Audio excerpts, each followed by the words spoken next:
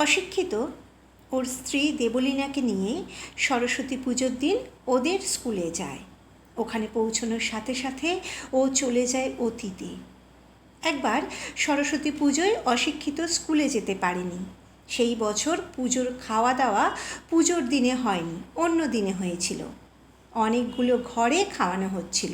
স্টুডেন্টসদের অনেকগুলো বেশ লম্বা লাইন হয়েছিল। আসলে ছাত্রছাত্রীর সংখ্যা তো নেহাত কম ছিল না। ঘটনাচক্রে অশিক্ষিত আর নির্দয়ী একই লাইনে ছিল। অশিক্ষিত আগে আর নির্দয়ী বেশ কিছুটা পিছনে। অশিক্ষিত তো পিছনের দিকেই তাকিয়েছিল। কি করবে, কিছুতেই চোখ সরাতে পারে না।